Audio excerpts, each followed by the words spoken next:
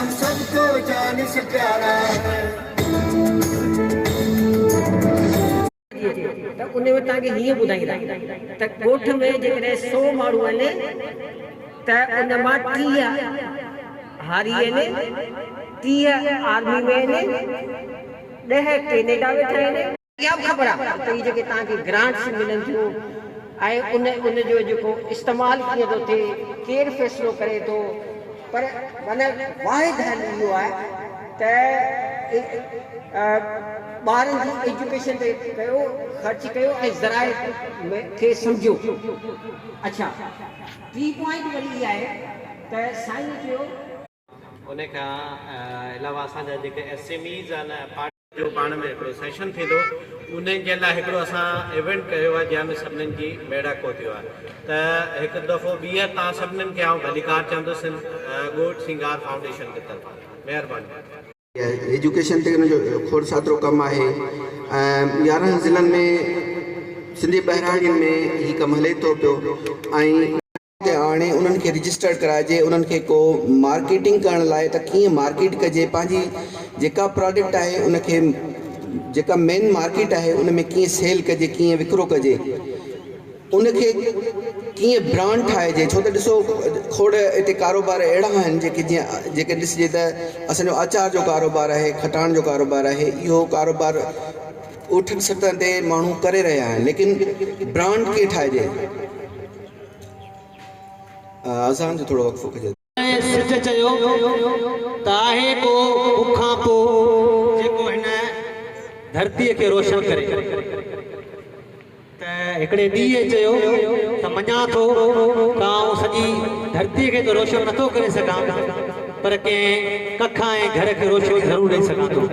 त हीअ असांजी नंढी कोशिशि हुई त असांजा जेके ॻोठनि में पंहिंजो कारोबार कनि था, उहा पंहिंजी हाल हक़ीक़त पंहिंजे लफ़्ज़नि जी हिन पिंडाल जे साम्हूं अची पेश कनि। त तव्हांजी महिरबानी अचणनि जे लाइ जिन ते अची पंहिंजो हाल जानवरनि खे कराए, जेके कुझु अहिड़ियूं बीमारियूं जेके लॻी थियूं वञनि त उनजो इलाजु कोन्हे, पर उनजो फस्ट टाइम इहो आहे माण्हू पंहिंजी वैक्सीन उनखे कराए छॾींदो त उहे जेके विचड़ंदड़ बीमारियूं उनखां असां बचाए सघूं था जानवरनि खे।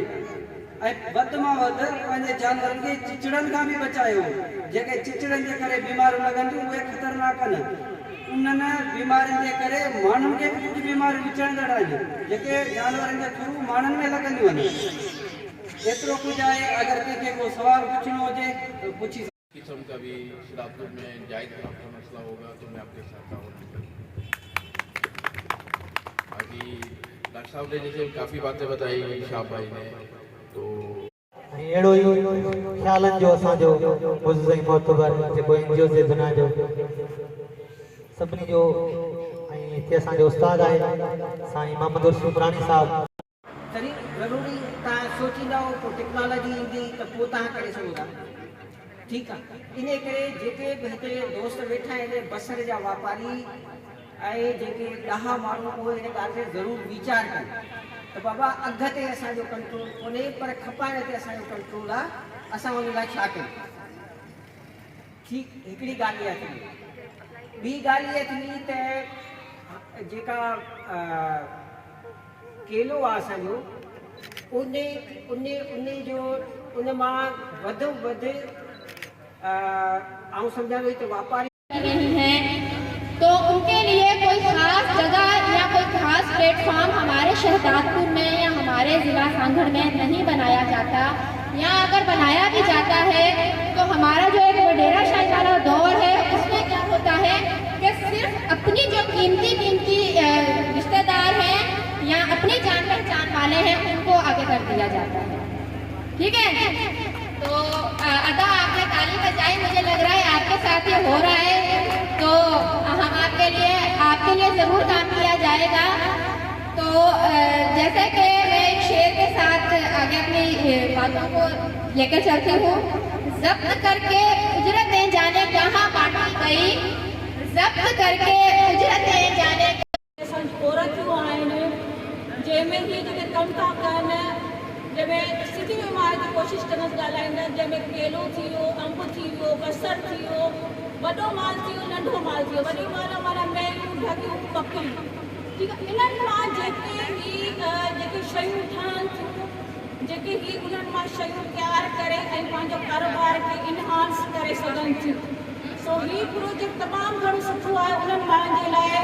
अहिड़ा ॻोठ, अहिड़ा असांजा जेके से आबादगार ऐं भारी, उहे पंहिंजे प्रोजेक्ट, उहे पंहिंजे कारोबार खे वधाए सघनि। महिरबानी। Thank U.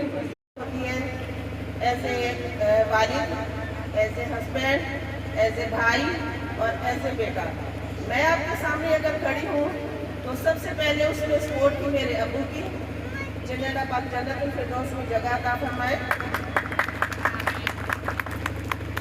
उसके बाद शादी के बाद मुझे मेरे हस्बैंड की सपोर्ट रही। फिर उसके बाद जब बच्चे छोटे थे, बड़े हुए, तो माशाल्लाह मेरे बेटों की मुझे बहुत सपोर्ट है। इसी वजह से है कि मैं यहाँ खड़ी होकर आपसे बात कर रही हूँ। मैं मुझमें इतना कॉन्फिडेंस है कि वो आपसे बात कर सके। तो प्लीज़ मेरी आप सब भाइयों, बेटों और बुजुर्गों से दरख्वास्त है कि अपनी बच्चियों को तालीम दिलवाएं।